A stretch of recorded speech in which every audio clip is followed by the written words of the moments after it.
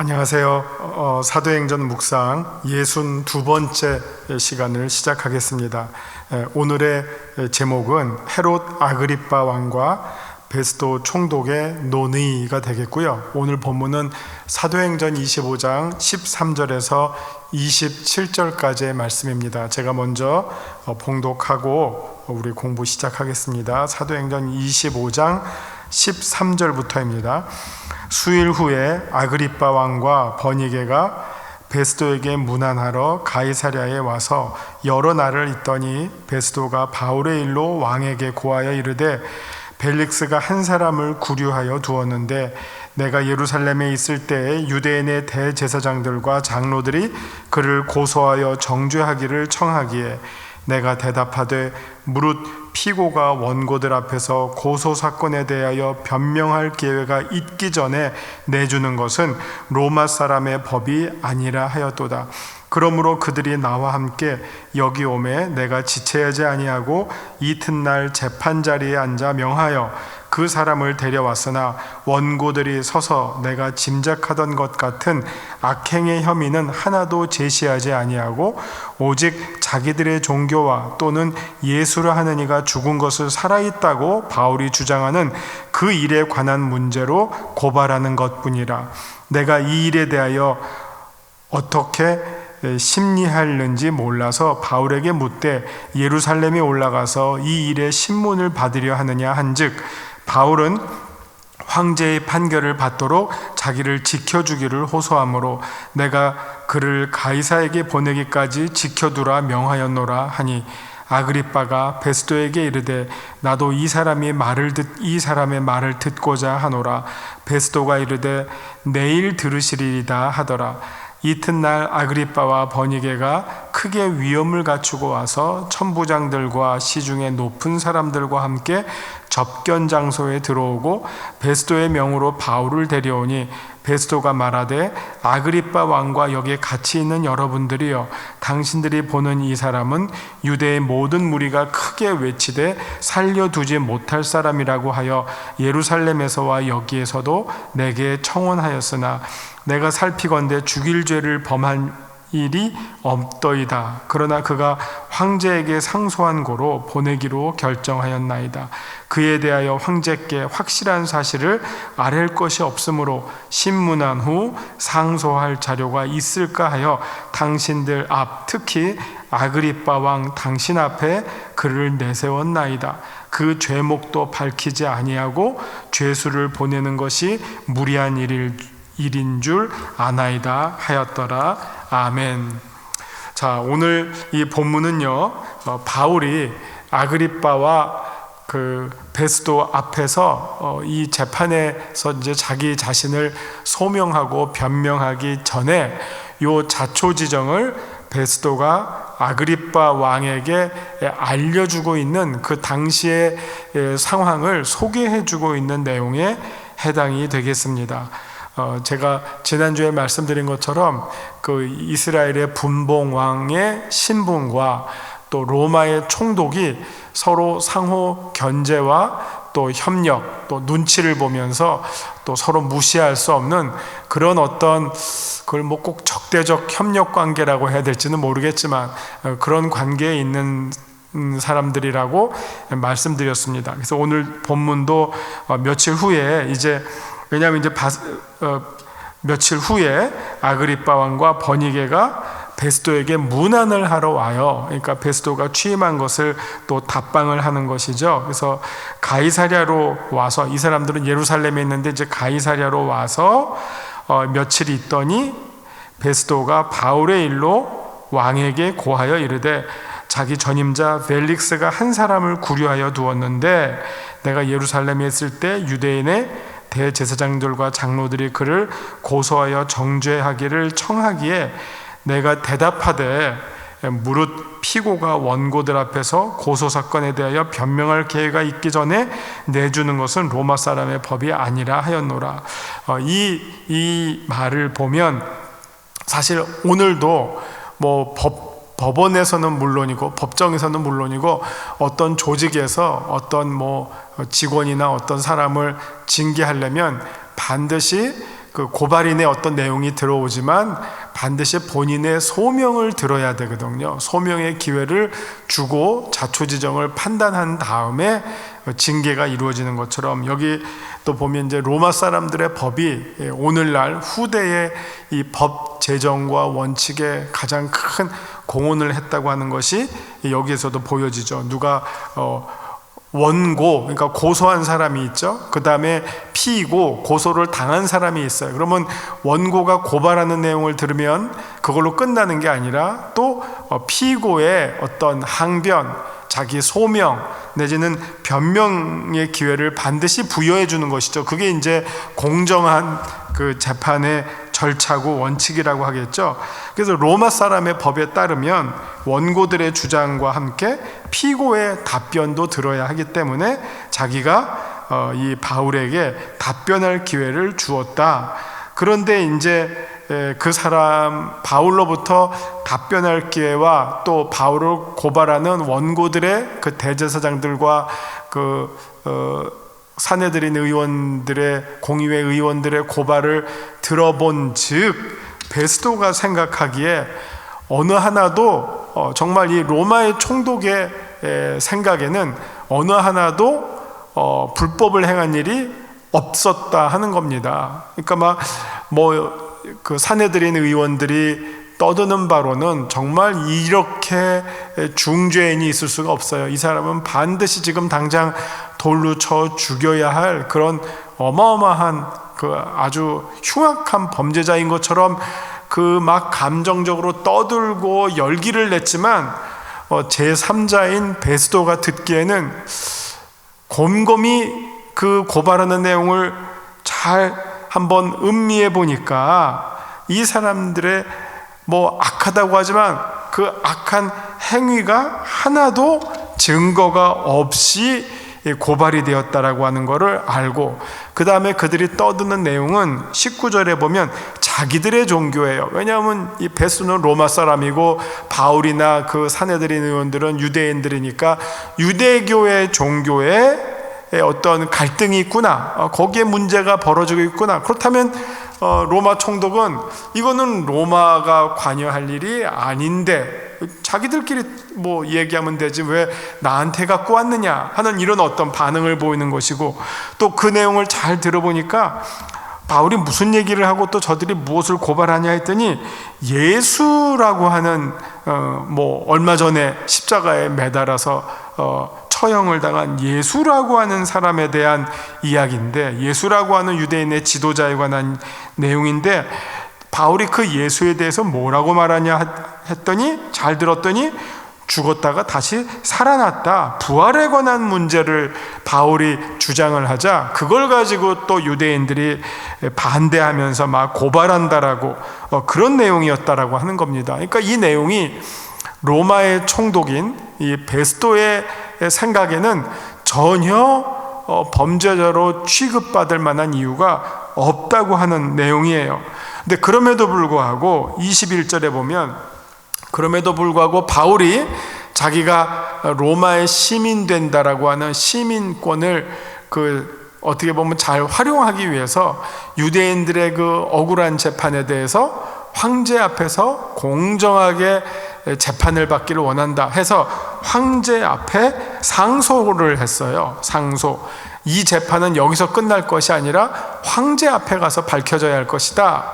그렇다면 이 상황이 사실은 조금 우습죠. 왜냐하면 이 사내들인 의원들이 황제 앞에까지 가서 바울을 고발하고 공격할 이유도 없고 따라갈 이유도 없어요. 그러나 바울은 그 권한을 주장함으로 황제 앞에 가서 말할 기회를 얻게 되는데, 그 황제 앞에서 자기가 고발당한 내용을 바울이 변명하는 그 내용은 사실은 무엇이 그 내용에 담겨져 있느냐?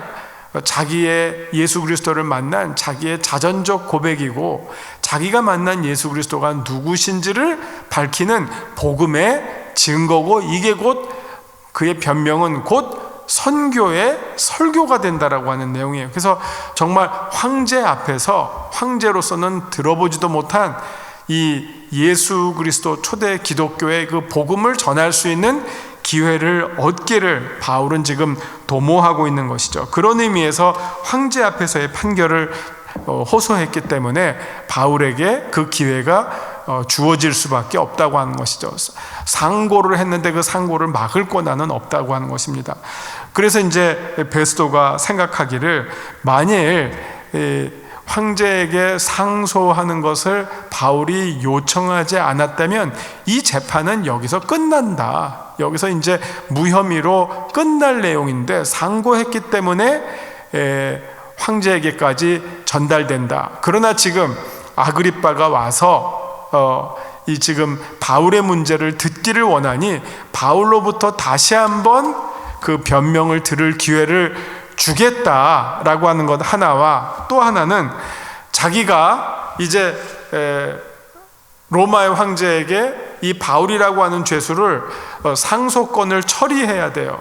근데 거기다가 무슨 죄목을 써야 될 거 아니에요. 그 상소하는 이유를 써야 될 거 아니에요. 그 법적 근거, 뭐 예를 들어서 뭐 살인이다, 강도다, 뭐 죄명이 있어야지 상고가 시작이 되는데, 자기는 지금까지 들은 바로는 별로 죄목을 쓸 내용이 없다는 거예요. 뭐 예수 그리스도의 부활에 관한 건, 뭐 유대교의 어떤 종교에 관한 건, 이것을 과연 로마 황제 앞에 상소거리로 쓸 수 있을까? 자기가 이 사실에 대해서 의문이 든다는 거죠. 그래서 지금 이참에 그렇다면 자기도 다시 한번 바울의 그 변명을 듣고, 또 저들의 고발과 함께, 유대인 산헤드린 의원들의 고발과 함께 바울의 변명을 들으면서 과연 내가 무엇으로 황제에게 보고할까, 이 상소권을 보고할까 하는 것을 한번 찾기 위해서 자기도 한번 다시 한번 바울의 이 재판권을 다루면서 바울의 변명을 들어보겠다 하는 취지의 말을 지금 베스도가 아그리빠에게 전달해주고 있는 내용입니다. 그래서 지금 이제 그 장면이 펼쳐지고, 그래서 이제 이 내용이 이제 그 다음으로 이어지게 되는 것입니다. 그래서 오늘 이 내용에 대해서 제가 오늘 지금 간략하게 설명해 드린 내용을 우리 한번 다시 유인물에 있는 내용을 통해서 다시 한번 정리해 드리도록 하겠습니다. 오늘의 말씀의 요점은 아그리빠 왕은 새로 부임한 총독 베스도와 상견례를 하면서 바울의 고소권을 갖고 대화하게 됩니다. 이들은 다음날 바울의 말을 듣기로 하고 특별 청문회를 개최하기로 합니다. 이게 이제 오늘의 본문의 어떤 중요한 내용의 요점이 되겠습니다. 자, 말씀 산책을 보겠습니다. 아그리빠 왕이 등장하죠. 수일 후에 아그리빠. 이게 아그리빠가 나오니까 이 아그리빠는 헤롯 대왕, 그 예루살렘 성전을 건축한 헤롯 대왕의 손자가 되겠습니다. 그러니까 여기에 아그리빠는 아그리빠 2세가 되겠습니다. 이 아그리빠 왕은 갈릴리와 이두레의 분봉 왕인데, 그의 누이 버니게 그의 누이인데, 이 아그리빠와 버니게의 사이가 조금 애매해요. 누이면서도 또 이 둘이 당시 어떤 그 혐의를 받고 있었냐면은 소위 이제 근친 상간식으로 누이면서도 또 부부처럼 사는 그런 아주 애매한 관계가 있어서, 사실 여기도 별로 뭐 율법 앞에 떳떳한 그런 관계가 아니고 눈치를 보고 있는 그런 상황입니다. 그래도 어쨌든 지금 아그리빠와 버니게가 근사하게 지금 위엄을 차려입고 공식적인 방문을 가이사랴에 있는 그 로마 총독 베스도에게 한 거죠. 이제 베스도의 취임 인사를 이번에는 답방을 하러 온 거죠. 그래서 이제 둘이 서로 교제하다가 베스도가 바울의 소송권을 아그리빠 왕에게 비교적 상세하게 언급해주고 있습니다. 예루살렘의 종교 지도자들이 고소한 사건이어서 더욱 그랬던 것 같습니다. 또 베스도는 바울의 소송 사건이 로마법에 저촉됨이 없음과 유대인들 사이의 종교적 이견, 특히 바울이 예수의 부활을 주장하는 것에 대해서 산헤드린 의원들이 참을 수 없음으로 인한 고발 사건으로 나름 객관적으로 자기가 파악한 내용을 전달해 줍니다. 동시에 바울이 베스도 자신에게 황제의 판결을 받도록 호소함으로 인해 그가 로마로 이송될 것임도 알려줍니다. 한편 아그리빠 왕이 바울의 말을 직접 들어보고 싶다는 의사를 밝혔습니다. 다음날 아그리빠 왕과 그의 누이 버니게가 위험을 갖추었고 로마의 고급 장교들 및 도시의 주요 인사들과 함께 베스도가 마련한 신문 장소에서 바울의 변호를 듣고자 모이게 되었습니다. 베스도는 먼저 바울을 처형해야 한다고 고소하는 유대인들의 무리가 상당히 많음을 지적합니다. 하지만 자신이 볼 때 이 사람은 사형에 해당하는 죄가 없음을 확인했고 피고의 요청을 따라 황제의 판결에 넘기기로 이미 결정되었음을 알려줍니다. 따라서 이 모임의 목적은 바울을 재판하는 자리가 아니라 요즘 말로 말하면 청문회쯤 되겠습니다. 바울을 로마로 이송하기 전에 참고할 자료를 수집하고 보고하기 위함임을 참석자들에게 공지합니다. 그러니까 조금은 어떤 긴박감이나 어떤 위험 이런 게 덜 있는 거죠. 어차피 로마로 갈 것이고, 그리고 어차피 이 자리에서 판결이 내려져서 그 판결을 당하는 그런 어떤 상황은 아님을 알게 됩니다. 자, 오늘 이 본문의 이 말씀을 통해서 우리가 말씀 적용할 내용들을 한번 살펴보도록 하겠습니다. 자, 하나님은 어떤 분이십니까? 하나님은 어떤 분이십니까? 24절과 25절에 있는 내용을 한번 보시면 베스도가 말하되 아그리빠 왕과 여기 같이 있는 여러분들이 당신들이 보는 이 사람은 유대의 모든 무리가 크게 외치되 살려두지 못할 사람이라고 하여 예루살렘에서와 여기서도 내게 청혼하였으나 내가 살피건대 죽일 죄를 범한 일이 없더이다. 그러나 그가 황제에게 상소한 거로 보내기로 결정하였나이다. 24절 25절을 보면 여러 시련과 고비 가운데서도 억울함과 누명을 풀어주시는 하나님이심을 우리가 알게 됩니다. 비록 오랜 시간 동안 답답함이 있을지라도 성도가 복음 안에서 정직히 행할 때 세상 사람들을 통해서라도 명예를 회복시켜 줍니다. 사실 바울로서는 지금 어떻게 보면 벨릭스와 주로 벨릭스죠. 벨릭스의 그 우유부단함, 그리고 유대인의 눈치를 보는 내용, 그것 때문에 어떻게 보면 억울하게 가이사랴에 지금 2년 동안 어떻게 보면 구류 상태로 되어 있는 것인데 이제 그 기간이 이제 거의 마무리가 되오고요. 또 바울이 거기에서 구류 상황에 있을지라도 만약 바울에게 엄중한 정죄, 그러니까 처벌이 만약 판결이 내려졌다면 그 안에서의 바울의 삶이 훨씬 더 어려웠을 거예요. 그러나 비록 구류되어 있지만 바울에게 별로 어떤 죄목을 찾지 못했었기 때문에 그 가이사랴에서 구류된 바울의 삶은 생각보다는 아주 열악하지는 않았을, 일반 죄수보다는 그래도 좀 더 나은 상황이었다. 그래서 이 어려움 가운데서도 하나님께서 그래도 또 피할 길을 열어주시고 있구나 하는 것을 우리가 생각하게 됩니다. 자, 내게 주시는 교훈은 무엇입니까? 기독교 신앙은 예수님의 십자가 죽음과 부활 사건을 믿는 신앙이 중심을 차지합니다. 이 신앙이 성도의 삶 속에서 기쁨과 감사로 나타나는 원천입니다. 이럴 때 세상 사람들은 우리 성도들의 삶의 동기와 목적을 듣고 싶어 할 것입니다. 내게 부활 신앙은 이 세상 삶에서 어떤 의미를 가져다 줍니까? 어떻게 보면 우리 기독교는요, 부활의 종교죠. 부활을 믿는 종교입니다. 이게 어떻게 보면 이 세상에 있는 수많은 다른 종교들과의 결정적인 차이점이라고 말할 수 있겠죠. 그러면 부활의 종교는 무엇입니까? 우리의 인생이 죽음으로 끝나지 않고 하나님께서 우리를 다시 살려주셔서 영생으로 이끌어간다 하는 내용입니다. 이 세상이 끝이 아니고 이 세상 다음에 영원한 세상이 있고 하나님께서 다스리는, 하나님과 함께하는 삶이 펼쳐질 것인데, 이 세상은 잠시고 다음에 영원한 삶은 영원하다. 그런데 그 영생으로 가는 길목에 부활이 자리 잡고 있습니다. 근데 그 부활이라고 하는, 예수님의 부활이라고 하는 것이 무엇을 말합니까? 초대교회의 그 복음의 선포의 가장 짧은 내용이 있죠. 너희가 그를 십자가에 죽였으나 하나님이 그를 살리셨다. 이것은 어떻게 보면 우리 요즘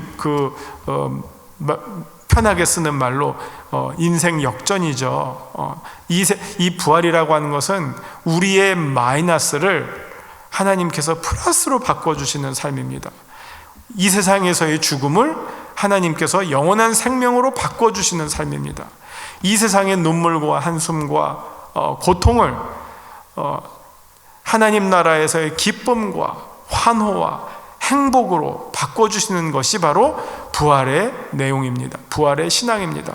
이 세상의 끝이 아니라고 하는 것, 이 세상의 마이너스가 하나님 나라에서는 플러스로 바뀐다고 하는 것, 여기서는 우리가 죽으나 하나님 나라에서는 영원히 살 것이라고 하는 이 신앙, 이것이 바로 부활의 신앙입니다. 그 부활의 신앙의 핵심에 누가 계십니까?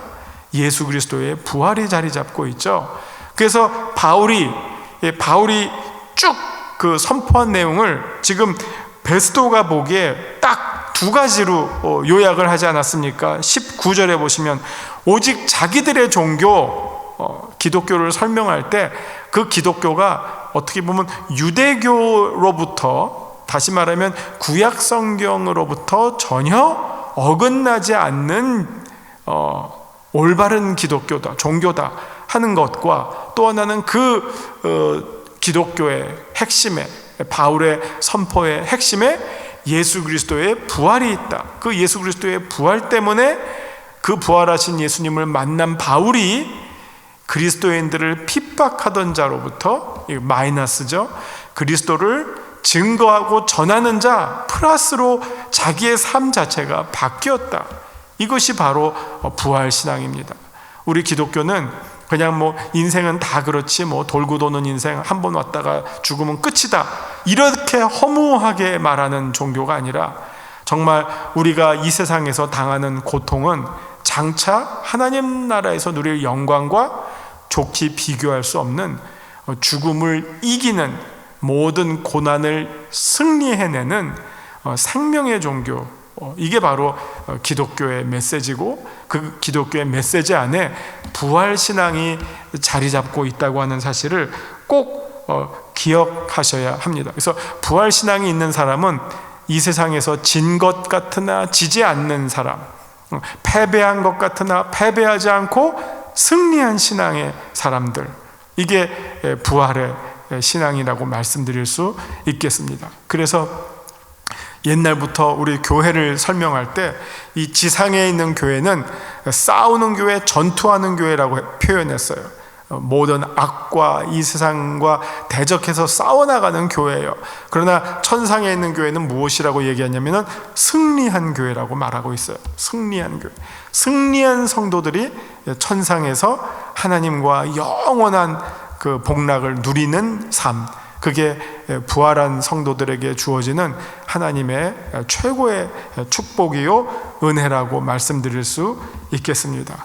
우리의 인생이 한 번 살고 그냥 묻히고 끝나는 게 아니라, 우리가 히브리서 9장에 있는 말씀처럼 한 번 죽는 것은 정해진 것이고, 그 다음에는 심판이 있고, 그 심판 이후에는 또 무엇이 있습니까? 영원한 삶을 결정하는 부활이 있다고 하는 사실을 꼭 기억하시기 바랍니다. 자, 그러면 오늘 말씀을 정리하면서 말씀에 따른 기도로 마치도록 하겠습니다. 하나님 아버지, 부활신앙 안에서 우리 한 알의 밀알이 비록 죽지만 많은 열매를 맺는 것, 여기에도 부활의 신앙 고백이 담겨져 있는 귀한 말씀임을 우리가 압니다. 우리가 정말 썩어져가는 한 알의 밀알이 많은 열매를 맺는다는 이 부활의 신앙을 우리의 삶의 자리에서 믿고 실천하며 살아가는 우리 귀한 한 알의 밀알, 한밀의 영색교회 성도들 다 되게 하여 주시옵소서. 그리하여서 참으로 우리가 내가 죽음으로 말미암아 많은 성령의 열매를 맺는 승리하는 성도들 되게 하여 주시옵소서. 예수님의 이름으로 기도합니다. 아멘.